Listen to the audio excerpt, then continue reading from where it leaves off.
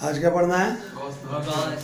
Gauss theorem नहीं पढ़ना है दुल्लू, पढ़ना है क्लोज सरफेस के थ्रू इलेक्ट्रिक फ्लक्स का फॉर्मूला क्या होता है। लास्ट टाइम पे हम लोगों ने जो फ्लक्स का फॉर्मूला पढ़ा था वो फॉर्मूला काहे का था? वो फॉर्मूला था इसका फाई बराबर E into A cos theta E vector dot E vector. किसका फॉर्मूला था? पढ़े फॉर्मूला किसका था? गुड।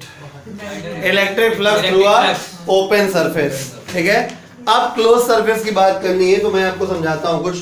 ठीक है, तो हेडिंग डालते हैं हम लोग, expression for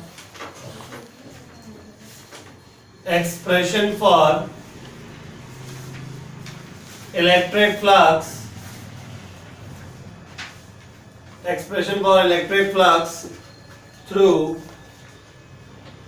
a closed surface. Expression for electric flux through a closed surface. Electric flux through a closed surface. ठीक है, क्लोज सरफेस जैसे कि क्या होता है? एक गॉसियन सरफेस। ठीक है, हमने आपको बताया था। ठीक, ठीक है, तो चलिए हम लोग इलेक्ट्रिक फ्लक्स का एक्सप्रेशन पढ़ने जा रहे हैं क्लोज सरफेस से। देखिए, मान लीजिए, कंसीडर द सिचुएशन, बहुत आसान सी चीज है। ठीक है, मान लीजिए कि आपके पास ये क्लोज सरफेस है किसी भी शेप का। It is a 3 dimensional close surface. ठीक है, 3 डायमेंशनल, ठीक है, क्लोज सरफेस, चारों तरफ से बंद। इसके अंदर एक जूजू बाबा रख दिया गया। जूजू बाबा मतलब एक चार्ज रख दिया गया प्लस क्यू। ठीक है, अब ये क्या करेगा? इलेक्ट्रिक फील्ड लाइंस प्रोड्यूस करेगा। हमने पढ़ाया था पॉजिटिव चार्ज से इलेक्ट्रिक फील्ड लाइंस बाहर की तरफ निकलती है। जानते हो नहीं जानते हो? जानते हो, जानते हो। ठीक है, तो ये जो चार्ज है ये 3 डायमेंशनल क्लोज सरफेस, जिसको आप लोग गॉसियन सरफेस के नाम से भी जानते हैं। ठीक है, गॉसियन सरफेस के अंदर रखा हुआ है। तो इससे जितनी भी लाइंस निकलेंगी, क्या ये सरफेस को टच करते हुए नहीं निकलेंगी? क्या है सरफेस को टच करते हुए नहीं निकलेंगी? बिल्कुल निकलेंगी। तो जब ये सारी लाइन सरफेस को टच करते हुए निकलेंगी तो सारी लाइनें फ्लक्स हो गई। फ्लक्स का डेफिनेशन याद है? कल पढ़ाया था। फ्लक्स क्या होता है? किसी भी सरफेस से होके गुजरने वाली इलेक्ट्रिक फील्ड लाइंस को इलेक्ट्रिक फ्लक्स कहते हैं। राइट, तो यहाँ पे अगर गौर से देखिए, बिल्कुल टेंशन की बात नहीं, आराम से समझिए। ठीक है, आपने ये इमेजिन किया है कि आपके पास एक चारों तरफ से बंद एक बॉक्स टाइप का है, किसी भी शेप किसी भी साइज का। उसके अंदर एक चार्ज रखा हुआ है, इधर वो प्लस का भी हो सकता है और वो माइनस का भी हो सकता है। मैंने प्लस का एग्जांपल लिया है। ठीक है, तुम्हारी बड़ी इच्छा है तो माइनस बना लेना। बस तुम्हें करना क्या पड़ेगा? प्लस वाला है तो लाइंस बाहर निकल रही हैं, माइनस वाला होगा तो लाइंस का एरो अंदर की तरफ बनेगा। ठीक, तो क्या हुआ कि जब ये लाइंस बाहर निकल रही थी तो ये सारी लाइंस किससे होकर गुजर रही हैं? फ्लक्स से, सॉरी सरफेस से। ठीक है, तो सरफेस से जब होके गुजर रही तो सारी की सारी ये फील्ड लाइंस क्या हो गई? इलेक्ट्रिक फ्लक्स बन गई, जिसका सिंबल फाई ई होता है। तो गिनेंगे कैसे? अगर ये सारी की सारी लाइंस क्या हैं? फ्लक्स हैं, तो गिनेंगे कैसे? तो इसका एक फॉर्मूला है, वही जो आपको कल पढ़ाया है उसी का फॉर्मूला आगे बना देते हैं। तो electric flux through a closed surface is given by phi e is equal to, इसको कहते हैं surface integral E dot dA। यानी अगर आपसे कोई फ्लक्स निकालने के लिए कहता है थ्रू अ क्लोज सरफेस, तो फॉर्मूला क्या लगेगा? फाई बराबर surface integral E dot dA। ठीक है, अब यहाँ पे कौन सा आइटम क्या है मैं बताता हूं, समझो। सबसे पहली बात हम क्या करेंगे, जो सरफेस है हम मान लेते हैं कि हमने इसका थोड़ा सा एरिया लिया है। कैसे फॉर्मूला है मैं सिर्फ वो एक्सप्लेन करने जा रहा हूं। ठीक है, बाकी आपको मतलब सिर्फ इसी से याद यही करना है। ठीक है, कितना क्लियर हो गया? होपफुली समझ में आ गया होगा। ठीक है, मैं फिर से बोलता हूं। ठीक, कि मान लीजिए आपके पास एक चार्ज है, चार्ज बेचारा एक सरफेस के अंदर बंद है। ठीक है, ये चार्ज जो होगा फील्ड लाइंस बाहर निकालेगा, निगेटिव होगा तो अंदर लेके आएगा। तो फील्ड लाइन चाहे बाहर निकले चाहे अंदर आवे, अल्टीमेटली सरफेस से होके गुजरेंगी।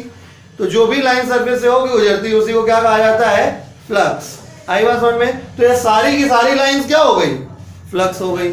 अब ये सारी की सारी लाइंस अगर फ्लक्स हैं तो गिनेंगे कैसे, कैलकुलेट कैसे करेंगे, निकालेंगे कैसे, उसका फॉर्मूला क्या है ये। ठीक है, ओके, फॉर्मूला याद कर लेंगे। फाई बराबर, इसको बोलते हैं बेटा क्या, सरफेस इंटीग्रल। ये कोई मिथुन चक्रवर्ती नहीं आ गया है नया वाला, समझे? ये वही पुराना वाला इंटीग्रेशन है, बस यहां पे गोला ये जो बना है वो गोला शो कर रहा है कि हमें पूरे सरफेस का एरिया लेना है, राउंड द सरफेस पूरा। आएगा समझ में? क्लियर हो गया? अब ये आया कैसे, मैं थोड़ा सा वो डिस्कस करना चाहता हूं, अदरवाइज की आवश्यकता नहीं है। देख लीजिए, तो क्या होता है कि जब हमारे पास कोई इरेगुलर शेप होती है या कैसी भी शेप होती है, तो हम लोग क्या करते हैं, किसी पर्टिकुलर पॉइंट पे सपोज अगर हमने क्या कर लिया, छोटा सा एरिया ले लिया, याद होगा हमने बनाया था, तो यहाँ पे जो एरिया लेंगे तो एरिया का डायरेक्शन क्या हो गया, ये हो गया। छोटा सा एरिया मतलब डीए वेक्टर, है कि नहीं, है कि नहीं? छोटा सा एरिया मतलब डीए वेक्टर, और जो इलेक्ट्रिक फील्ड की डायरेक्शन है वो ई हो जाएगा। कोई दिक्कत? तो हम लोग क्या करेंगे, याद करिए, याद करिए, याद करिए, इसको एंगल क्या लेते थे, थीटा। जब हमने फ्लक्स का डेफिनेशन समझाया था कि एरिया और उसके बीच का एंगल थीटा होता है, मान लेते हैं let theta is angle between E vector and DA vector. Okay, ध्यान समझो। फिर इसके क्या किए जाते थे, याद करिए, कंपोनेंट डीए कॉस थीटा, और ये कितना हो जाएगा इधर, डीए साइन थीटा। ये बेकार हो गया। फिर आपको फ्लक्स निकालने के लिए क्या सिखाया था गुरुजी ने, अकॉर्डिंग टू डेफिनेशन गुरुजी ने ये सिखाया था कि अगर आपने इलेक्ट्रिक फील्ड में एरिया के उस कंपोनेंट से मल्टीप्लाई किया जो इलेक्ट्रिक फील्ड की डायरेक्शन में ही है, याद आया कुछ? अगर पढ़ के आए होगे तो याद आया होगा।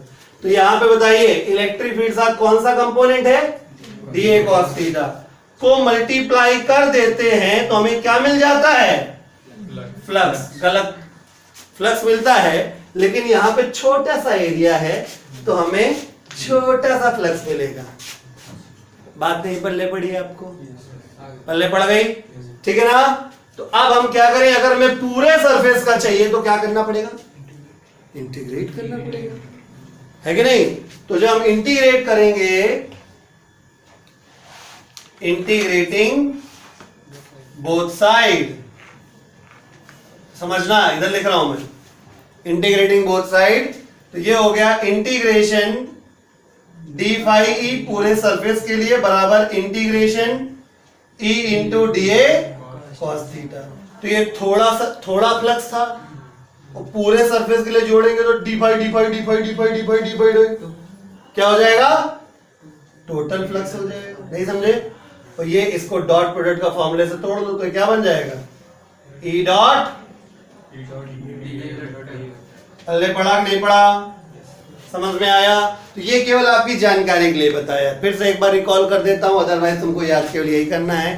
कथा समाप्त हुई, ठीक है? फिर से बोलता हूं, देखिए मुन्ना, बात ये थी कि अगर हमको किसी क्लोज सरफेस के अंदर कोई चार्ज पैक मिल जाए और हमसे कहा जाए कि अब टोटल फ्लक्स निकालो, तो यहाँ एक बड़ी गंभीर समस्या है। गंभीर समस्या क्या है कि चार्ज से निकलने वाली हर फील्ड लाइन सरफेस को पार करके निकलेगी, और जो भी फील्ड लाइन सरफेस को पार करके निकलेगी उसको हम क्या कहेंगे कि वो क्या है, वो इलेक्ट्रिक फ्लक्स है। तो अगर हमें टोटल फील्ड लाइंस निकालनी है, मतलब टोटल फ्लक्स निकालना है, तो हमें क्या करना पड़ेगा, इस सिचुएशन में ये फॉर्मूला लगाना पड़ेगा। बस इतना याद रखिए, ठीक है? इस ई डी ए को ओपन कर सकते हैं, E D A cos theta कर सकते हैं। थीटा क्या होगा, ई और डी ए के बीच का एंगल, यहां बना भी दिया है और यहां लिख भी दिया है। बाकी अगर ये आया कैसे, तो उसके लिए मैंने आपको बताया कि सपोज करिए सरफेस के ऊपर एक पॉइंट था P, ठीक है? तो इलेक्ट्रिक फील्ड लाइन P से जो क्रॉस होगी वही किसकी दिशा बता देगी, इलेक्ट्रिक फील्ड की। यहां तुम एक छोटा सा एरिया ले लो, तो ये डीए हो गया, इन दोनों के बीच का एंगल थीटा हो जाएगा। एरिया के ही कंपोनेंट किए जाते हैं, याद करिए पहले ही पढ़ाया था। तो डीए का component DA cos theta DA sin theta. तो फ्लक्स निकालने के लिए ये बनी बात है, इतने सारे फ्लक्स में से इस छोटे से एरिया से जो निकलेगा वो छोटा सा फ्लक्स होगा, ठीक है। तो छोटा सा फ्लक्स यानी डी फाई बराबर इलेक्ट्रिक फील्ड इनटू एरिया का कंपोनेंट जो कि फील्ड के डायरेक्शन में होता है, ठीक है। तो अगर हमें पूरा फ्लक्स निकालना है तो क्या करना पड़ेगा, इंटीग्रेटिंग बोथ साइड, दोनों साइड इंटीग्रेट करना पड़ेगा। तो जब हमने बोथ साइड इंटीग्रेशन किया पूरे सरफेस के लिए, तो डी फाई छोटे से पार्ट के लिए था, पूरे सरफेस के लिए करोगे तो पूरा आ जाएगा। और बाकी इस तरफ वाला E D A cos theta को मैंने ई डॉट डी ए लिख दिया, क्या दिक्कत है, समझ गए, छाप लिया, वेरी गुड। हाँ जी, हमने भी यही बताया। चलिए ठीक है। तो अब ये इस समस्या का जो समाधान है वो करना है, कैसे करना है। ये एक आप खुद दिखाई दे रहा होगा कि किडनी में हार्ट अटैक आ जाए, मतलब पहली बार कोई जो देखे, ठीक है। मतलब इस फॉर्मूले से टोटल फ्लक्स कैलकुलेट करना, फॉर्मूले देख के डर लग रहा है पहली बात तो यहाँ पे बीच बिचाव करने आए बड़े पापा गॉस, ठीक है। गॉस ने भी क्लोज सरफेस से पास होने वाले पूरे फ्लक्स का कैलकुलेट करने का तरीका बताया। हाँ जी, तो मैं ये बता रहा था कि जो गॉस थे उन्होंने यही सेम चीज बताई, मतलब क्लोज सरफेस के थ्रू जो फ्लक्स होता है जिसका फॉर्मूला आपने ये निकाला है, गॉस ने बहुत आसान तरीका निकाला। क्या निकाला, उन्होंने कहा कि ऐसा है कि अगर आपको टोटल फ्लक्स निकालना है, अभी कोई नोट नहीं करेगा, अगर आपको किसी क्लोज सरफेस के थ्रू टोटल फ्लक्स निकालना है तो कुछ मत करो, उस क्लोज सरफेस के अंदर ये सब कुछ करने की जरूरत नहीं है, सब बेकार की बातें हैं, ठीक है, राव सब बेकार है, मुंह माया है सब, आप ही ने बताया, ये बताया। अरे बर्थडे बीत चुका, पेल नहीं तुम्हें देवड़ा। तो अब ये जो चार्ज है ना, ये हो गया हमारा इनक्लोज्ड चार्ज, ठीक है। सरफेस के अंदर जो बंद है दैट इज इनक्लोज्ड चार्ज। तो बहुत आसान तरीका बताया उन्होंने, क्या कि by Gauss theorem, Gauss theorem ये कहती है कि अगर आपको टोटल फ्लक्स निकालना है थ्रू अ क्लोज सरफेस तो आप कुछ मत करो, 1/ε0 टाइम्स क्यू इनक्लोज्ड कर दो, बस। वो बढ़िया तरीका है, ठीक है। दो ही आइटम यूज हुआ है फॉर्मूले में, केवल फाइव को निकालने में केवल दो आइटम यूज होना है, एक ये एक पहले से ही पता है। कितना आसान तरीका हो गया, इसकी वैल्यू पता है ना, 8.86 × 10⁻12 कूलॉम स्क्वायर पर न्यूटन पर मीटर स्क्वायर, सब पर आ गया, ठीक है, बात में आ गई। तो बहुत आसान तरीका निकाला गॉस ने, ठीक है। अच्छा, इसके बारे में और भी दो चार चीजें बता देता हूं। पहली बात, फ्लक्स जैसा कि हम जानते हैं एक स्केलर क्वांटिटी है, और स्केलर क्वांटिटी के फॉर्मूले में हमेशा चार्ज की वैल्यू विद साइन रखी जाती है, करेक्ट। तो माय डियर, गॉस थ्योरम जब भी इस्तेमाल करें तो हमेशा इन दोनों चीजों की वैल्यू जब भी रखें तो विद साइन रखें। पहली बात, एक्चुअली दूसरी बात बता दी, पहली बात तो बता ही नहीं। पहली बात यह है कि बहुत अच्छा तरीका है क्लोज सरफेस के थ्रू फ्लक्स निकालने का, साथ ही साथ ये डुअल फोल्ड काम कर रहा है हमारे लिए। क्या, कभी कभी ऐसा होगा कि फ्लक्स दिया होगा, इनक्लोज चार्ज निकालना होगा, वो कभी कभी ऐसा होगा कि इनक्लोज चार्ज पता होगा, फ्लक्स निकालना होगा, ठीक है। तो ऐसे याद कर लो, फ्लक्स दिया हो चार्ज निकालना हो, या चार्ज दिया हो फ्लक्स निकालना हो, हमेशा क्या लगाते हैं, गॉस थ्योरम लगाते हैं। चार्ज दिया है फ्लक्स निकालना पड़े, या फ्लक्स दिया है चार्ज निकालना पड़े, हमेशा क्या लगाते हैं, गॉस थ्योरम लगाते हैं, ठीक। ये हुई पहली बात। दूसरी बात, जब भी गॉस थ्योरम लगाओ तो फाई और क्यू की वैल्यू जब भी रखो विद साइन रखो। तीसरी बात, हमें सिर्फ इनक्लोज चार्ज से मतलब होता है, बहुत ध्यान समझिएगा। फॉर एग्जाम्पल, अगर बात मानिए कि ये क्लोज सरफेस है, अंदर रखा है +2 कूलॉम -3 कूलॉम और बाहर रखा है +10 कूलॉम, तो बाहर जो धरा उसको धरा रहने दो, आई बात समझ में? इनक्लोज चार्ज को नेट इनक्लोज चार्ज कहते हैं। मतलब मैं आपको काउंसिल के हिसाब से बता रहा हूं, यहां पे जब केवल फॉर्मूला लिखने की नौबत आए तो हमेशा सिग्मा जरूर लगाने का प्रयास करें, यानी अंदर का टोटल चार्ज की बात हो रही है, सिर्फ अंदर का।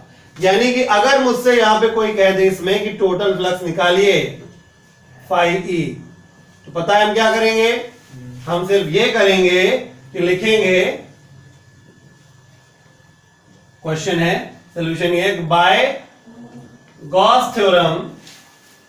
गॉस थ्योरम क्या?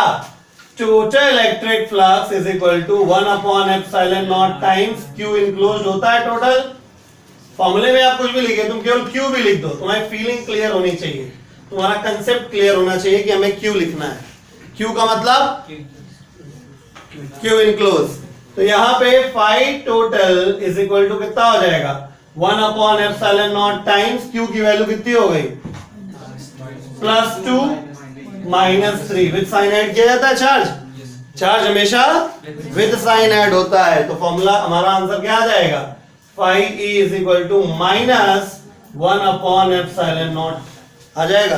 बाकी आप चाहो तो इसकी वैल्यू यहां पे रख दोगे ε0 की, जो आंसर आना होगा वो आंसर आपका आ जाएगा।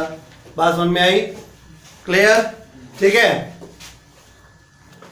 तो भैया हेडिंग हम चेंज कर दे रहे हैं। हेडिंग है हमारी गॉस थ्योरम। ध्यान सुनिएगा, गॉस थ्योरम। ठीक है, तो गॉस थ्योरम क्या कहती है? गॉस थ्योरम ये कहती है, इसी को स्टेटमेंट अगर आप लिखने की बारी आ जाए तो स्टेटमेंट कैसे लिखेंगे? बस ये जो फॉर्मूला है यही स्टेटमेंट है। क्या? कि total electric flux through a close surface या linked with a close surface is equal to 1/ε0। ऐसे लिखना है, 1/ε0, शब्दों में नहीं लिखना है। 1/ε0 times the net enclosed charge inside the close surface. Close surface का जिक्र होना बहुत जरूरी है और नेट चार्ज का जिक्र होना बहुत जरूरी है और 1/ε0 टाइम्स का जिक्र होना बहुत जरूरी है। आई बात समझ में? यानी अगर जरा सा भी इर्द गिर्द हो गया, because this topic is very important, ठीक है, स्टेटमेंट इसका पूछा जाता है तो मैं इसके ऊपर वेरी इंपॉर्टेंट मार्क भी कर दे रहा हूं। ठीक है, तो मैं स्टेटमेंट लिख दे रहा हूं। द, आप लोग को कॉपी करना हो तो आप कॉपी कर सकते हैं साथ साथ। The total electric flux through a close surface,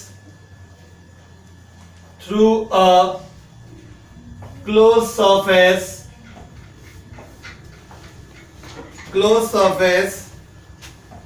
is equal to 1/ε0 times 1/ε0 times the net enclosed charge by the surface। ठीक है बेटा, the total electric flux through a closed surface is equal to 1/ε0 times the net enclosed charge by the surface। तो consider the situation ये है, ये हमारा 3 dimensional close surface है, ये चार्ज इनक्लोज है, इससे जितनी फील्ड लाइंस निकलेंगी वो सबकी सब फ्लक्स होंगी, तो उसे total electric flux phi E represent किया जाएगा। तो गॉस थ्योरम के according total electric flux is equal to 1/ε0 times sum, sigma मतलब होता है सम ऑफ इनक्लोज्ड चार्ज। ठीक है, तो अगर आपको कभी भी फ्लक्स दिया जाए, चार्ज निकालना हो, या चार्ज दिया जाए फ्लक्स निकालना हो, तो हमेशा क्या लगाते हैं? गॉस थ्योरम लगाते हैं। और ऐसा करने के दौरान चार्ज या फ्लक्स जो भी दिया जाए उसकी वैल्यू हमेशा विद साइन रखी जाती है। एग्जांपल के तौर पे मैंने आपको बताया कि ये एक क्लोज सरफेस था, सीबीएसई बोर्ड में यह सवाल बहुत बार पूछा गया है कि क्लोज सरफेस था, ठीक है, और यहाँ पे 3 चार्ज शो किए गए थे। एक चार्ज ये है, एक चार्ज ये है और एक चार्ज ये है। तो ये चार्ज बाहर का है, हमें इससे कोई मतलब नहीं। जो चार्ज सरफेस के अंदर है, हमें सिर्फ वही लेना होता है। तो बाय गॉस थ्योरम जो चार्ज होगा वो आपको कंसेप्ट क्लियर होना चाहिए, चार्ज में इनक्लोज चार्ज लेना है। तो Q की वैल्यू कितनी हो जाएगी, +2 -3 -1, ये इस तरीके से आ जाएगा। बाकी आपको फर्दर अगर सॉल्व करना है तो आप फाई ई की वैल्यू जो है वो -1/8.86 इंटू 10⁻⁻12 लगा सकते हैं। फ्लक्स का यूनिट कल क्या बताया था, न्यूटन मीटर स्क्वायर पर कूलॉम या वोल्ट मीटर पढ़ाया था। कॉपी करना, कॉपी करिए फटाफट जल्दी जल्दी। देखिए अब करना है गॉस थ्योरम का derivation, which is also very important. ठीक है, मतलब पूरा का पूरा चैप्टर ही बहुत महत्वपूर्ण है। ठीक है, पूरे इलेक्ट्रोस्टैटिक्स में अगर देखा जाए तो गॉस थ्योरम का इंपॉर्टेंस सबसे ज्यादा होता है। सेकंड नंबर पे कैपेसिटेंस का इंपॉर्टेंस होता है, थर्ड पे पोटेंशियल का होता है, और कूलॉम्स लॉ वाला जो हम लोग पढ़ के आए हैं उसका लीस्ट इंपॉर्टेंस है। ठीक है, सबसे अच्छे से वही आप लोग मन लगा कर पढ़ते हैं क्योंकि बेसिक उसी में क्लियर किया जाता है, सारे फंडे उसी में क्लियर होते हैं। ठीक है, बाकी तो आप उसको यूज किया जाता है। तो हम लोग करने जा रहे हैं डेरिवेशन ऑफ, साथ साथ लिखते चलेंगे, डेरिवेशन ऑफ गॉस थ्योरम। ठीक है, अलग अलग बुक्स में अलग अलग तरीके से करते हैं, मैं जनरलाइज वे में करूंगा इसको। ठीक है, जिससे कहीं से कोई संशय ना क्रिएट हो कि आपके नंबर कट जाएंगे। ठीक है, it may be a difficult one. ठीक है, लेकिन डिफिकल्ट है नहीं, तो बता रहा हूं। देखिए सबसे पहली बात, कंसीडर द सिचुएशन, है ना। ये एक क्लोज सरफेस है एज इट इज, यहां पे एक चार्ज रखा हुआ है +Q जो हमारा इनक्लोज चार्ज होगा, QENC, है ना। इससे बहुत सारी फील्ड लाइंस निकलेंगी हर दिशा में। ठीक है, ज्यादा डिजाइन बनाने की जरूरत नहीं है। ठीक है, तो हम लोग क्या करें, देखिए एजेंडा क्या है। एजेंडा ये है कि अल्टीमेटली लाना है क्या, फाई ई बराबर 1/ε0 टाइम्स Q इनक्लोज, ये लाना है ना। ये भी फ्लक्स का फॉर्मूला है, और क्लोज सरफेस से फ्लक्स का फॉर्मूला क्या होता है, अभी आज शुरुआतें वही हमने करी थी। क्या, we know that close surface से इलेक्ट्रिक फ्लक्स होता है सरफेस इंटीग्रल E डॉट, यहां से शुरू करना है और यहां पे खत्म करना है, ऐसा समझो। यानी स्टार्ट पता है यहां से होगी, फिनिश यहां पे होगा। अब बीच में क्या क्या होगा वो देखते हैं हम लोग। बहुत सारी चीजें आपको ऑलरेडी बता दी हैं, टेंशन लेने की बात नहीं है। यहां पे हम एक छोटा सा एरिया ले लेंगे। ठीक है, जैसे भी थोड़ी देर पहले दिखाया था आपको, जानबूझ के हमने इसको कराया था ताकि, क्योंकि गॉस थ्योरम में तो करना था ही। यहां पे जो एरिया है वो हमारा ऐसे है, डीए वेक्टर, और ये दिशा किसकी हो जाती है, इलेक्ट्रिक फील्ड की। ये हमारा P पॉइंट है, कितनी डिस्टेंस पे है, R डिस्टेंस पे है, बहुत ध्यान समझिएगा। तो अगर हम दो फील्ड लाइंस और बना दें ऐसे ऐसे, तो यहां पे एक एंगल सबटेंड होता है जिसे कहते हैं सॉलिड एंगल, जिसको रिप्रेजेंट किया जाता है d ओमेगा से। ठीक है, टेंशन नहीं लेने का, अभी हम बताते हैं सब कुछ। ठीक है, तो ये हो गया। अच्छा भैया, थीटा इसके बीच का एंगल होता है, भी आप लोग जानते हैं। शुरू करें, बस यहां से शुरू हो जाओ ऐसे। फाई बराबर surface integral E dot dA, इसको ओपन करेंगे तो फाई बराबर surface integral E into DA into cos theta होता है। ठीक है, इलेक्ट्रिक फील्ड का फॉर्मूला क्या होता है बताओ, एक चार्ज की वजह से एक पॉइंट पे इलेक्ट्रिक फील्ड का फॉर्मूला क्या होता है, E बराबर 1/4 पाई ε0 रिस्पॉन्सिबल चार्ज यानी Q इनक्लोज अपॉन बीच की दूरी का स्क्वायर R²। याद आया कुछ? पहले हम बोलना शुरू करते तो फिर तुम लोग बिल्कुल बर रही है तरह बुन्न बुन्न बोलना शुरू करते हो, है ना। क्लियर, समझ में तो आ ही रहा होगा कि इस चार्ज की वजह से इस पॉइंट पे इलेक्ट्रिक फील्ड निकालनी थी। ठीक है, अब क्या करेंगे, इसकी वैल्यू यहां धरेंगे, धर दो भाई। तो phi E is equal to surface integral 1/4 pi ε0 Q enclosed upon r square, बाकी क्या रख, देखो अभी तुमने केवल ई की वैल्यू रखी है, डरना नहीं, बाकी क्या बचा, डी ए कॉस थीटा। अब जो को बाहर निकाल लो, जो कुत्ते का नाम नहीं है, ठीक है, जो मतलब जो कांस्टेंट है वो निकाल लीजिए। देयरफॉर फाई ई बराबर 1/4 पाई एप्सिलॉन नॉट कांस्टेंट, पैदाइशी, ठीक है, पैदाइशी कांस्टेंट है। क्यू इनक्लोज्ड ये भी कांस्टेंट है। आर कांस्टेंट नहीं है, क्यों, क्योंकि अभी फिलहाल पी तुमने यहां लिया, आर इतना है, अभी पी यहां ले लोगे यार छोटा नहीं हो जाएगा, पी मान लो मैं यहां ले लूं थोड़ी देर बाद, आर कम नहीं हो जाएगा। R is not constant, d A cos theta ये सब कुछ कांस्टेंट नहीं है, तो सरफेस इंटीग्रल कितना हो गया, d A cos theta upon r square. What the point, clear है? हाँ जी। अब आपको केवल रट्टा मारना है कि d A cos theta upon r square ही डी ओमेगा होता है, ठीक है, छोटी सी बात है, ठीक है। तो क्योंकि सास भी कभी बहू थी और ससुर भी कभी दामाद था, ये हो गया d omega, d A cos theta upon r square d omega होता है। तो देयरफॉर फाई ई बराबर कितना हो गया, 1/4 pi epsilon not Q enclosed surface integral D omega. एक चीज बस और याद करनी है, सरफेस इंटीग्रल डी ओमेगा 4 पाई होता है, ठीक है। ये तुम्हारी गलती है, अगर 11th में अगर पहला चैप्टर अच्छे से पढ़ लिए होते, प्लेन एंगल सॉलिड एंगल वाला, तो ये दिक्कत ना होती, लेकिन कोई बात नहीं, चलो समस्या का समाधान है। सरफेस इंटीग्रल डी ओमेगा जो होता है वो 4 पाई होता है मुन्ना, ठीक। बच क्या हो जाएगा, फाई ई बराबर 1/4 pi epsilon not Q enclosed, तो ये क्या हो गया, डी ओमेगा की जगह कितना लिख दें, 4 पाई। डिसुम लो, ये आ गया, है ना, क्लियर। दोबारा एक बार बोलता हूं, समझ लीजिए। सबसे पहले आपको एक चार्ज बनाना है, उसके आसपास एक कोई भी किसी भी शेप का एक थ्री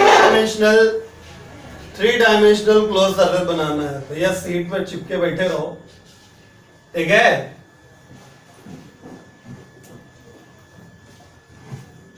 थ्री डायमेंशनल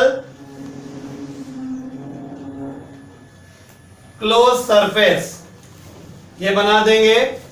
फिर उस क्लोज सरफेस के ऊपर एक पॉइंट ले लेंगे पी, कितनी डिस्टेंस पे, आर डिस्टेंस पे। तो ये इलेक्ट्रिक फील्ड की डायरेक्शन हो जाएगी ऐसे। यहां पे जो छोटा सरफेस लेंगे उसका एरिया वेक्टर बना देंगे डीए कॉस थीटा, मतलब डीए उनके बीच का एंगल थीटा होता है, ये आप जानते हैं, नहीं भी बनाते तो कोई फर्क नहीं पड़ना था। अच्छा ठीक है, तो यहां पे इस तरीके से जो कोन बन रहा है, व्हाट इज सॉलिड एंगल। जैसे तुम्हारा थोबड़ा है, थोबड़ा मतलब चेहरा है, उससे जो फील्ड लाइंस मतलब वो जो लाइट आ रही है वो ऐसे आ रही है हमारी आंखों में, अंदर नहीं घुस रही है, ऐसा समझिए।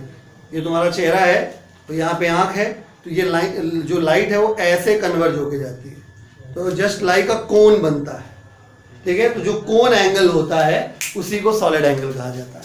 तो ये solid angle D omega show किया गया, तुम्हारी जानकारी के लिए लिख दे रहे हैं, बस वहां लिखने की जरूरत नहीं होती है, सॉलिड एंगल है, ठीक है।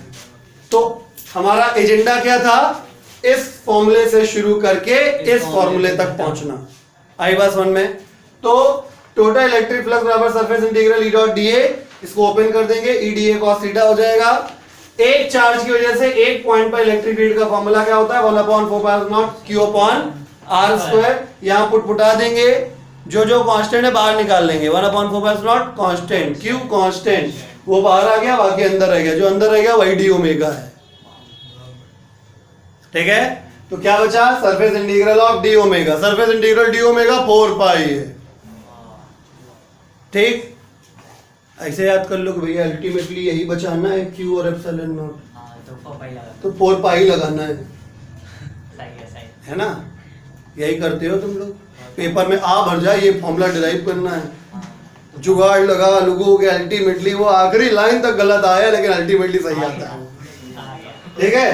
तो 4 पाई से 4 पाई लुडिस हो जाएगा, जो बचा वही हमारा फॉर्मूला है, ठीक है। कॉपी करना हो तो कॉपी करिए फटाक से। लास्ट टर्न पे हम लोग गॉस थ्योरम पढ़ चुके हैं। गॉस थ्योरम क्या होता है थोड़ा सा रिकॉल कर देते हैं। मैंने बताया था कि अगर आपके पास कोई भी एक 3 डायमेंशनल क्लोज सरफेस है, 3 dimensional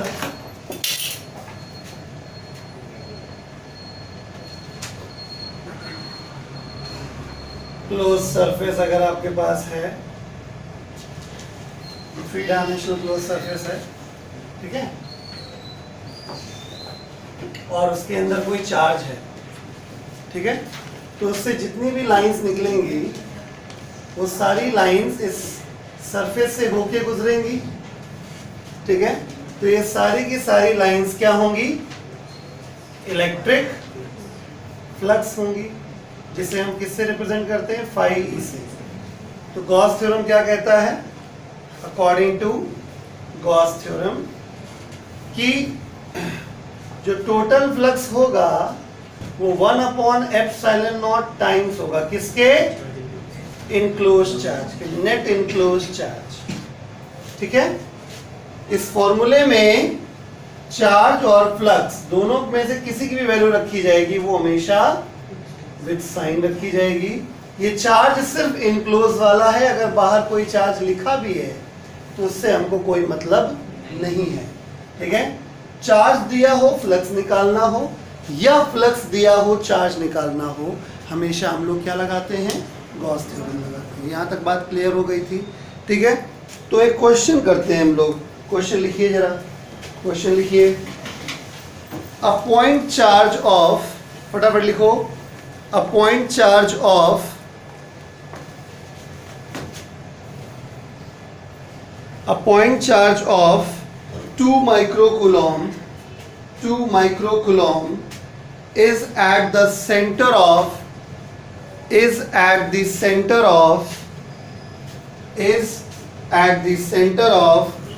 a cubical Gaussian surface,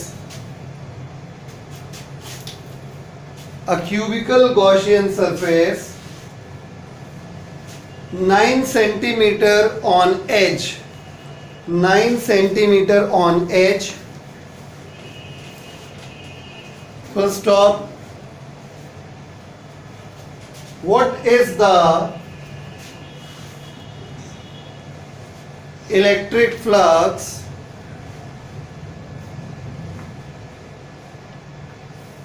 through number 1 this cubical surface, number 2 from one face of the cube, from काट दीजिए, है ना, तो one face of the cube, ठीक है। Third part, what will be, third part अलग कर दीजिए इसको, मतलब ये अलग से एक पार्ट है, थर्ड पार्ट मत लिखिए। What will be the effect on total, what will be the effect on the total electric flux, through the cubical surface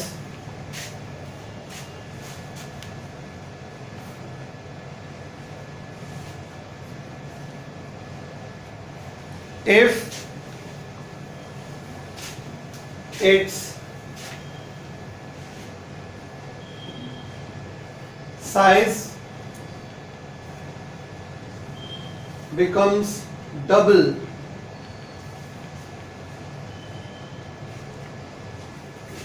ठीक है, और shape is deformed, ठीक। तो कई सारे सवाल मैंने पूछ डाले इसमें। सबसे पहली बात, फटाक से इसका एप्लीकेशन सीख लेते हैं, उसके बाद आगे बढ़ते हैं गॉस थ्योरम में।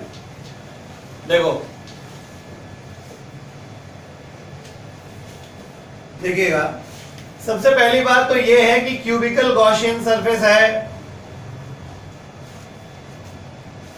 ये है क्यूब,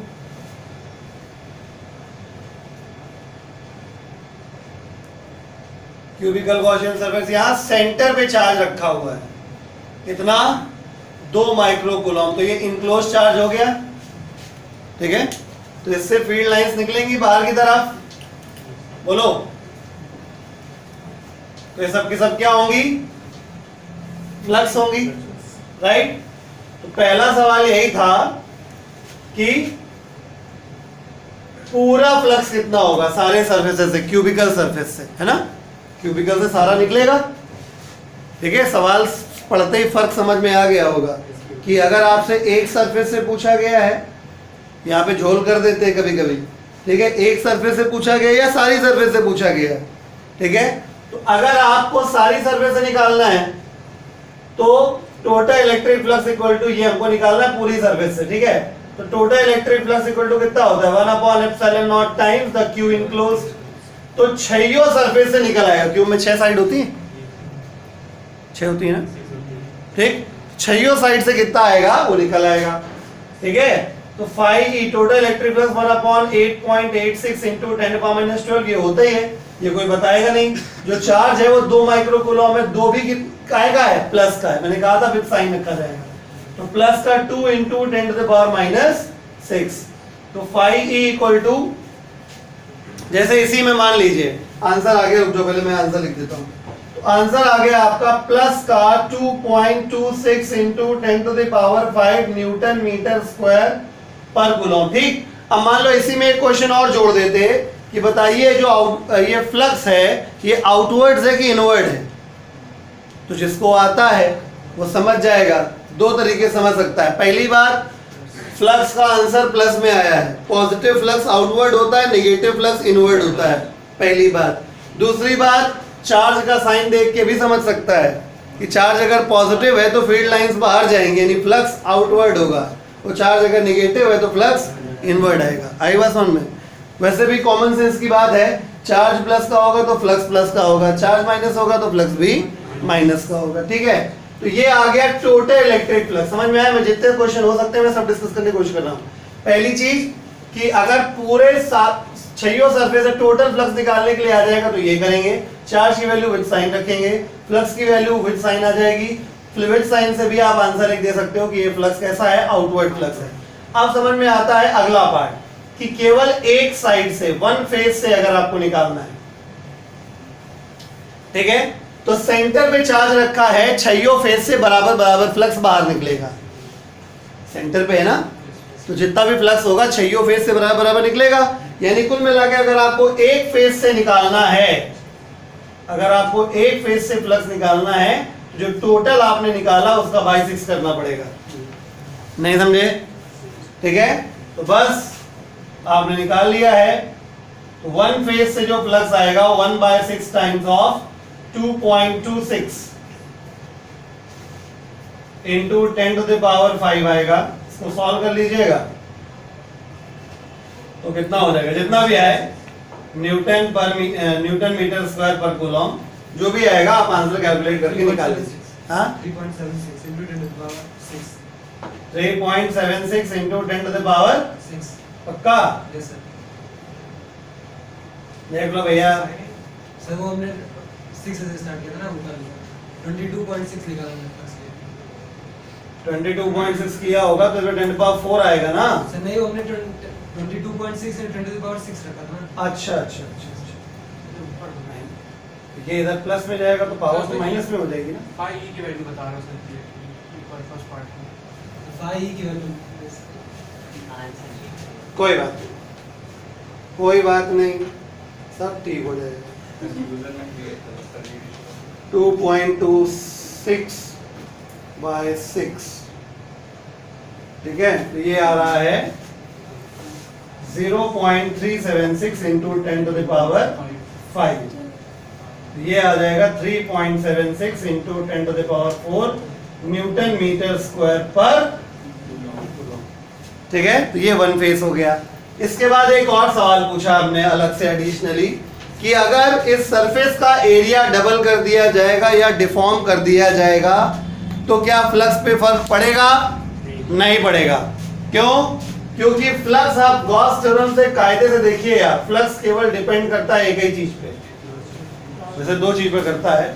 अगर कोई मटेरियल आज भर दिया जाए तो यहाँ डाइलेक्ट्रिक कांस्टेंट से मल्टीप्लाई करना पड़ेगा। याद करिए हमने आपको सिखाया था कि अगर कोई मटेरियल आ जाए तो हम एप्सिलॉन साथ के से मल्टीप्लाई करते हैं, के से। मतलब फ्लक्स दो बातों पे डिपेंड कर रहा है, कितना चार्ज अंदर है और मटेरियल कौन सा है। तो फिलहाल मटेरियल का तो कोई खेल खेला ही नहीं गया, राइट? किसका खेल खेला गया? शेप का।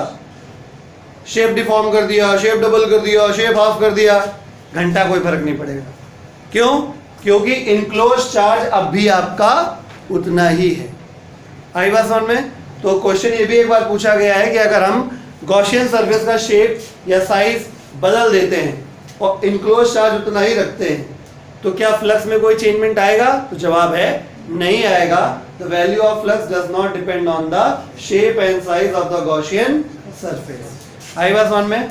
अगर किसी को कॉपी करना हो तो ये कॉपी कर सकते हैं। और आखिरी में हम लिख दे रहे हैं net electric flux through a Gaussian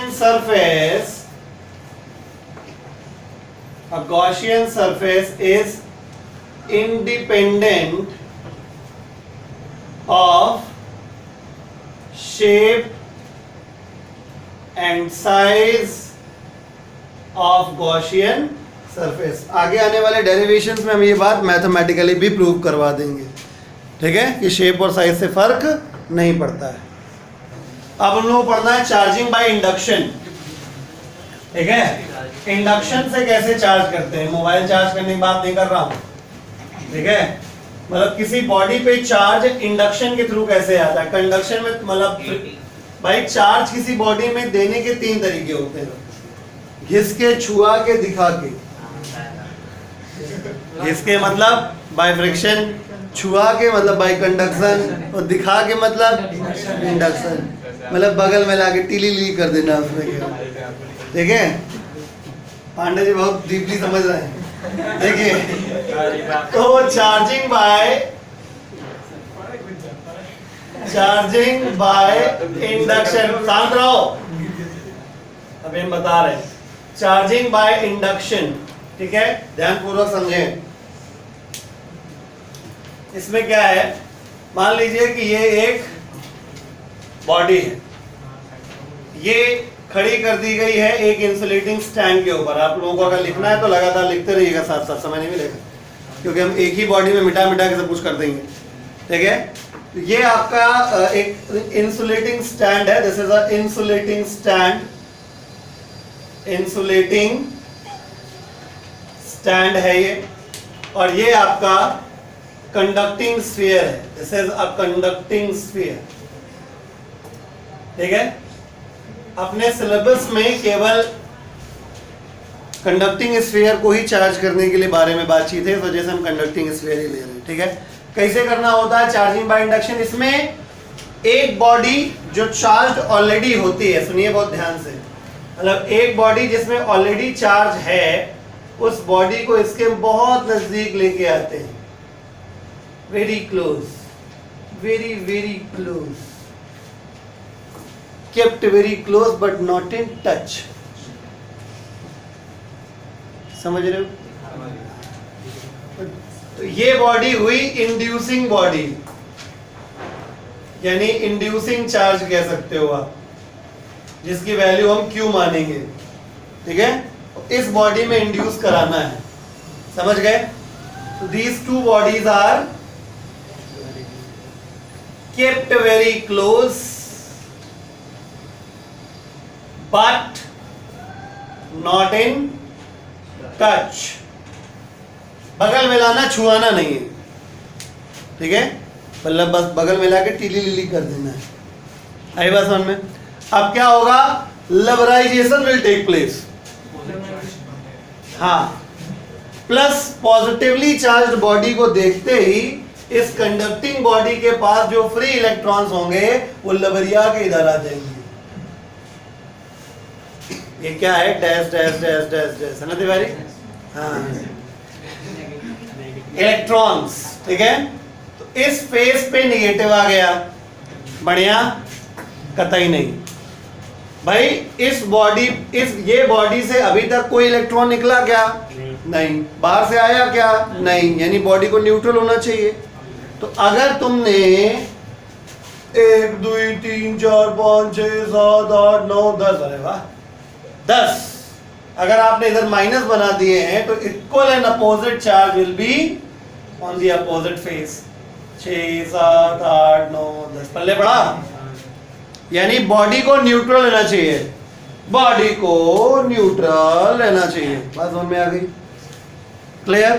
तो ये हमारा पहला स्टेप था। जिस बॉडी पे चार्ज लेना है उस बॉडी को एक इंसुलेटिंग स्टैंड के ऊपर रख देंगे, और एक बॉडी जो कि हाईली चार्ज होगी, जिसको हम इंड्यूसिंग चार्ज कहेंगे, उसको बहुत नजदीक लेके आएंगे, kept very close but not in touch. तो इस चार्ज को देखते ही इलेक्ट्रॉन इधर आ जाएंगे। मान लो कि तो निगेटिव होता तो माइनस रिपेल होके उधर भाग जाता, प्लस इधर आ जाता, है ना? ठीक है। अब क्या करेंगे? स्टेप 2। स्टेप 2 ये है कि हम इस तरफ, ये तब बन गया कि नहीं बन गया? ठीक है। दूसरा स्टेप ये होगा कि हम इधर इसको धरती माता से जोड़ देंगे। हाँ भाई, अंग्रेज, अर्थिंग, ठीक है। अर्थिंग लोग गलत समझ लेते हैं, अर्थिंग को बता देते हैं आज, ठीक है। बहुत गलत फैमिली के शिकार है लोग, सही फैमिली में आओ। मान लो ये बॉडी प्लस है, मतलब बॉडी नहीं प्लस है, बॉडी पे चार्ज प्लस है, और ये बॉडी में माइनस चार्ज है, ठीक। लोग बाग ये समझते हैं धरती से जोड़ देंगे चार्ज घुस जाएगी, चार्ज जमीन में घुस जाएगी, ठीक है। और निगेटिव वाला है तो भी चार्ज जमीन में घुस जाएगी। ये आपकी गलत फैमिली है, सही फैमिली में ही, ठीक है। होता एक्चुअली ये है कि अर्थ एक कंडक्टर की तरह बिहेव करती है, इलेक्ट्रॉन्स मूव करते हैं, चार्ज नहीं मूव करता। आई बस समझ? तो अगर बॉडी में सपोज जैसे इसका एग्जांपल है, तो इसके पास तो एक्स्ट्रा इलेक्ट्रॉन्स है, 1 2 3 4 5 6 7 7, तो 7 इलेक्ट्रॉन धरती माता में समा जाएंगे और बॉडी अल्टीमेटली क्या हो जाएगी? न्यूट्रल हो जाएगी, ठीक है। ओके, लेकिन प्लस नहीं जाता है। 1 2 3 4 5 6 7 7 इलेक्ट्रॉन धरती माता दे देंगे, ठीक है। तो ये जो प्लस था, यानी डेफिशिएंसी ऑफ इलेक्ट्रॉन्स थी, वो क्या हो जाएगी? खत्म, फिर ये न्यूट्रल हो जाता है। आई बात समझ में? यानी अर्थिंग करने से इलेक्ट्रॉन आते जाते रहते हैं, मतलब समझ रहे हैं ना? मतलब तिवारी जी घर में अर्थिंग किया गया तो इनके यहाँ से मान लो एक्स्ट्रा इलेक्ट्रॉन निकला है, तो त्रिवेदी जी के यहाँ पहुंच गया, मान लो वहाँ कमी थी इलेक्ट्रॉन की, इस तरीके काम होता है। आई बात समझ में? अच्छा चलिए भैया, ठीक है। तो अर्थिंग समझ में आ गई। तो माय डियर, अल्टीमेटली आप ये कह सकते हो कि हाँ, चार्ज खत्म हो जाता है अर्थिंग करने से। तो जैसे ही आपने इसको अर्थिंग किया, ये इस साइड का चार्ज लुडिस हो गया। जिस हिस्से पे अर्थिंग करते हैं उस हिस्से का चार्ज खत्म हो जाता है, ठीक है। स्टेप 2 पूरा हुआ।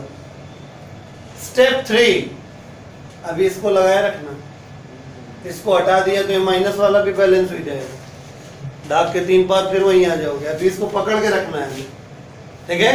स्टेप 3, अर्थिंग हटा दो। स्टेप 4, ये इंड्यूसिंग बॉडी हटा दो, हटा दे। समझ गए? अब ये जो निगेटिव वाला है, ये पूरी बॉडी में भरभराट फैल जाएगा। 1 2 3 4 5 6 7 8 9, ठीक। तो ये चार्ज हो गया Q dash. This Q dash is known as induced charge, ठीक है। और क्योंकि मामला कंडक्टर का है, जरा ध्यान दीजिएगा, Q डैश हमेशा माइनस ऑफ Q के बराबर होता है। समझ गए? कंडक्टर में जितना चार्ज आप इंड्यूस करवाने के लिए लाते हैं, सामने वाली साइड पे उतना ही अपोजिट साइन का चार्ज इंड्यूस हो जाता है। मतलब अगर हम आपको यहां पे एक छोटा सा सिचुएशन दें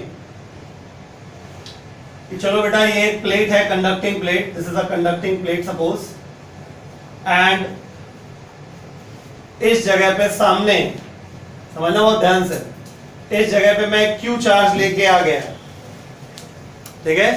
तो ये हो गई फेस A, ये हो गई फेस B। A पे कितना चार्ज आ जाएगा? Minus Q। और B पे कितना आ जाएगा? अभी अर्थिंग नहीं किया गया ना पीछे, तो वहां वाला चार्ज खत्म थोड़ा ना हो जाएगा। नहीं समझे बात को? क्लियर? तो अगर ये चार्ज प्लस Q यहाँ पे हमको दिया गया था, तो सामने वाली, this is a conducting plate, ठीक है? इस वाले फेस पे माइनस Q आ जाएगा, उसके अपोजिट वाले फेस पे प्लस Q चला जाएगा। बात समझ में आ गया? ठीक है? जैसे एक बार, मतलब एनसीईआरटी में ऐसा एक क्वेश्चन है, चलो क्वेश्चन हम आपसे पूछते हैं कि ये एक सॉलिड मेटेलिक स्फीयर है, बॉडी है, ठीक है? इसके अंदर ये एक क्या है? कैविटी है, होल, ठीक है? इस कैविटी में अंदर एक चार्ज Q रख दिया गया, ठीक है? और ऑलरेडी बाहर जो इसके सरफेस पे चार्ज था, वो Q चार्ज पहले से ही था। सवाल को समझिए, ये एक मेटल की बॉडी है जो कि है तो सॉलिड, लेकिन बीच में कैविटी हो गई, दांत में छेद नहीं हो जाता, कैविटी, वो वाली कैविटी हो गई। कैविटी के अंदर वॉल्स को टच नहीं कर रहे हैं, एक चार्ज अंदर लटका दिया। समझ गए बात को? मतलब charge is not touching the cavity, cavity wall को टच नहीं कर रहा है। तो सवाल ये पूछा गया कि अगर आउटर सरफेस में ऑलरेडी चार्ज Q है, कौन सा Q? ये वाला प्लस का Q दिया गया, तो इसमें भी प्लस का Q है, तो बताइए कैविटी की इनर वॉल पे, कैविटी वॉल पे और स्फीयर के सरफेस, बॉडी के सरफेस पे चार्ज कितना होगा? समझ गए? यानी find charge on cavity wall and outer surface of body. ठीक, तो आप तो दिमाग लगाएंगे नहीं, हम ही बताए दे रहे हैं। सबसे पहली बात, वैसे भी आप लगाएंगे तो बिना सोचे समझे लगाएंगे, मुझे पता है, ठीक है? सबसे पहली बात, इंडक्शन तब होता है when charge is kept very close but not in touch, ठीक है? तो यहाँ बहुत बड़ा गड्ढा तो बताया नहीं गया, इट्स अ कैविटी। कैविटी का मतलब होता है वेरी स्मॉल रीजन, इतनी बड़ी कैविटी थोड़ी होती है, कैविटी एक छोटा सा पोर्शन होता है, ठीक है? तो कैविटी शब्द कह देने से ही एक क्लियर हो गया कि तुमने जो चार्ज अंदर रखा था उसके बहुत नजदीक है cavity wall, because cavity is very small. आई बात समझ में? क्लियर हो गया? तो यहां कैविटी शब्द लगा देने से ही पहली कंडीशन जो इंडक्शन की होती है वो फुलफिल हो गई। इंडक्शन के लिए क्या चाहिए? सरफेस को चार्ज से बहुत नजदीक होना चाहिए।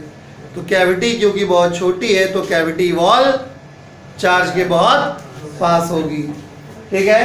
तो अगर आप समझदार हैं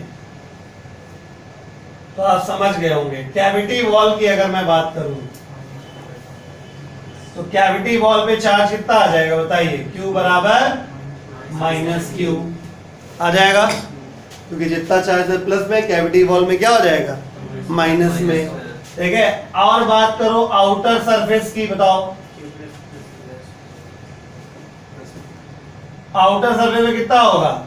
ऑलरेडी वहां पे, चलो मैं Q डैश मान लेता हूं, इंड्यूस चार्ज, ठीक है?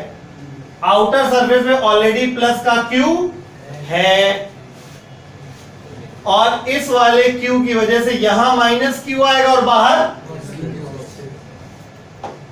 प्लस Q और हो जाएगा। नहीं पल्ले पड़ा।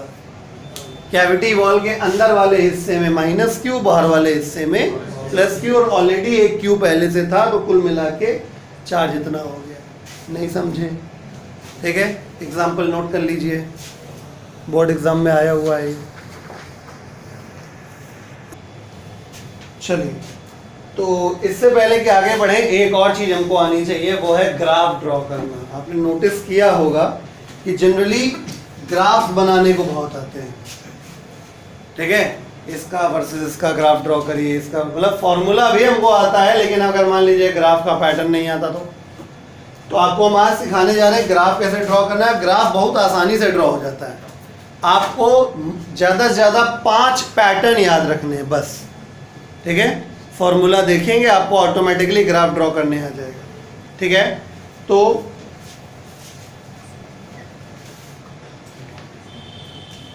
हेडिंग डालिए patterns for drawing graphs. Patterns for drawing graphs. ठीक है, तो सबसे पहले बात करते हैं टाइप 1। टाइप 1, अगर मान लीजिए फॉर्मूला में A प्रोपोर्शनल B दिया गया है, फॉर्मूले में A प्रोपोर्शनल B दिया गया है, मतलब ये हो गया A और ये हो गया B। ठीक है, अगर कभी भी इस प्रकार का रिलेशन मिले आपको, अभी हम करवा देंगे, प्रैक्टिस करवा देंगे, अगर कभी भी आपको ऐसा रिलेशन मिले A और B के बीच का, तो आप क्या करेंगे, हमेशा एक straight line passing from origin draw करेंगे। ठीक है, पैटर्न भर याद कर लीजिए आप। ठीक है, ओके। जैसे एग्जांपल समेत काम करते हैं, बेटर समझ में आएगा आपको। हमसे किसी ने कह दिया कि ऐसा है कि आप ड्रॉ कर दीजिए electric flux versus enclose charge. अभी पढ़ रहे हो।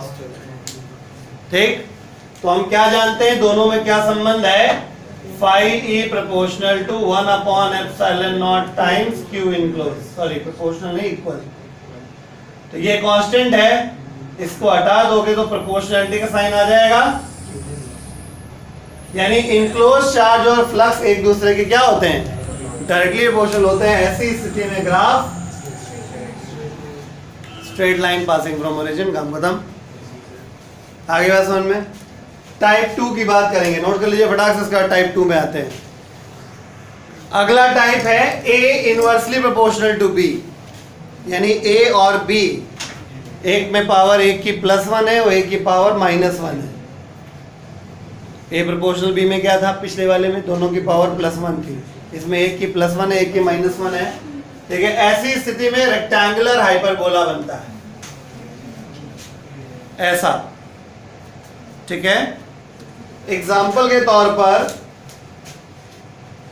अगर हम आपको याद दिलाएं, अगर वैसे भी क्रैश कोर्स है, याद होनी चाहिए, एक चार्ज की वजह से पोटेंशियल का फॉर्मूला 1/4πε0 Q/r होता है। और हमसे कोई कह दे कि सर जी ऐसा है कि V वर्सेस R का ग्राफ ड्रॉ कर दो, यानी V और R वेरिएबल है, बाकी सब कांस्टेंट है।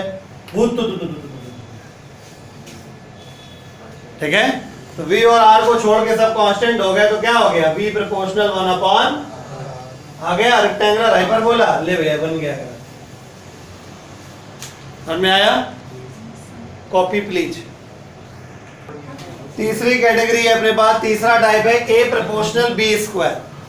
इसमें एक की पावर +1 और दूसरे की पावर +2 हो जाती है। इस केस में पैराबोला बनता है, हिंदी में परवलय कहा जाता है। परवल नहीं, परवलय। हाँ, ओके। कैसे बनता है, बड़ा आसान है। जिस वेरिएबल की पावर 1 है उसके सिमेट्रिकली पैराबोला बनाया जाता है। मैथमेटिक्स वालों को आता होगा, अच्छा रहने दो। गलती हो गई। हाँ, अपने जैसा मान लिया जाता है।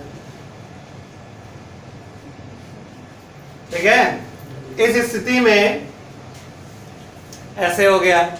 अगर मान लो यही तुम्हारा b की पावर 1 होता, a की पावर 2 होता, तो पैराबोला ऐसे ऐसे बना देते, ऐसे। ठीक है, एग्जाम्पल के तौर पर,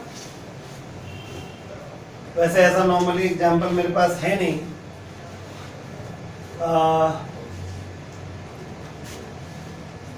कोई फॉर्मूला जानते हो ऐसे? अरे बना देते ये भी बढ़िया है। चलो देखिए, आपसे कोई कह दे electric field due to point charge और 1/r के बीच में ग्राफ ड्रॉ कर दीजिए। ये देखो खतरा, अभी देखिएगा यही फॉर्मूला और ग्राफ दो अलग बनेंगे। देखिएगा, हमसे कहा गया ग्राफ ड्रॉ करने के लिए E वर्सेस 1/r का, r का नहीं 1/r। तो अब इसको समझिए कैसे लिखेंगे। E बराबर Q/4πε0 1/r का होल स्क्वायर बन गया। ये है कांस्टेंट, तो क्या बन गया? E प्रोपोर्शनल 1/r का स्क्वायर। ठीक, आ गया यही फॉर्मेट। तो कैसे बनेगा ग्राफ? E की पावर 1 है ना, ऐसे बनेगा ग्राफ। पल्ले पड़ा कि नहीं पड़ा? ठीक है, तो इसी में अगर कह देंगे E वर्सेस R का बनाओ तो अलग बनेगा। बात पल्ले बड़ी, दिमाग लगाइए। ठीक है,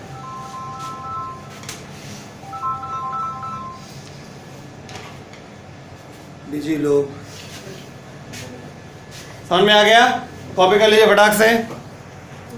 टाइप 4, इसमें a प्रोपोर्शनल 1/b² है, यानी a की पावर +1 होगी और दूसरी की पावर -2 होगी। पीछे वाले में a की पावर +1 थी, दूसरी की पावर +2 थी। ऐसी सिचुएशन में ग्राफ ऐसे बनता है। कैसे? ऐसे। अब कह दो सर ये फर्क क्या पड़ा? दूर हो गया। हाँ, ये यहाँ से थोड़ा दूर हो गया, मतलब ये इससे थोड़ा सा टिल्ट हो गया है। ठीक है, पिछले वाले में इधर से थोड़ा उठा हुआ था, इधर जहाँ चिपका हुआ था। ठीक है, A प्रोपोर्शनल B वाले, मतलब कंपैरेटिवली अगर मैं कहूं A inversely proportional to B वाले में, ऐसे वाले में क्या होता है, इधर ज्यादा क्लोज होता है, इधर से उठा हुआ होता है। राइट, इसमें क्या होता है, इधर से दूर होता है, इधर से दबा हुआ होता है। खैर कोई बात नहीं, चलिए आप लोग इधर तो छोटी मोटी बातें सब एक ही जैसा बनाते हो, कोई फर्क नहीं पड़ता है।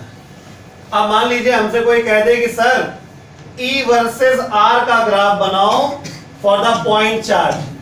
फॉर्मूला वही है 1/4πε0 Q/r²। ठीक है, अब क्या है, अब ये पूरा जो कांस्टेंट है इसमें E प्रोपोर्शनल 1/r² हो गया। तो अब कौन सा फॉर्मेट आ गया? ये वाला फॉर्मेट। सावधानी हटी, दुर्घटना घटी, समझे दिल्ली वाले भैया? तो यानी ये वाला मामला ही आ जाएगा। बात समझ में आई आपको? क्लियर? तो E लास्ट वाला जो बनाया था, फिर बनाया था, देखो वो था E versus 1/r। Formula same था। इसमें कौन सा केस लग रहा था? E प्रोपोर्शनल 1/r का स्क्वायर, यानी E की पावर +1 और 1/r की पावर +2। तो ऐसी सिचुएशन में ये बन रहा था, ये वाला। कभी कभी क्या होता है, इस साइड वाला नहीं शो करते हैं। ठीक है, आप कर भी देंगे तो कोई दिक्कत नहीं है। आई बस समझ में? क्लियर हो गया?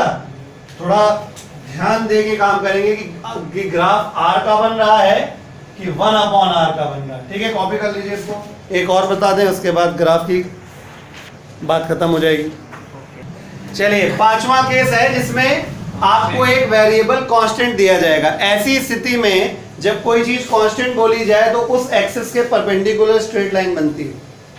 ठीक है, जैसे हमने यहाँ पे a इक्वल टू कांस्टेंट लिखा है और a एक्सिस ये है, तो ऐसे लाइन बन जाएगी, स्ट्रेट लाइन जो कि इसी एक्सिस के परपेंडिकुलर बनेगी।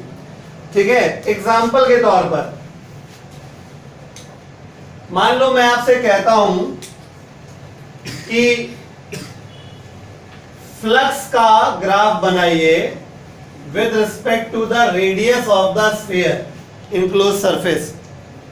Radius of the Gaussian surface. ठीक, तो अभी अभी गुरुजी ने पढ़ाया कि रेडियस पे डिपेंड नहीं करता, यानी फाई ई का वैल्यू जो रहता है वो कांस्टेंट रहता है आर के साथ। तो ग्राफ कैसा बनेगा, नहीं समझ में आया? क्लियर? आर बढ़ाते रहिए, फाई की वैल्यू वही रहेगी क्योंकि आर की वैल्यू पर फाई की वैल्यू डिपेंड नहीं करती है। नेक्स्ट लेक्चर से डेरिवेशन शुरू करेंगे।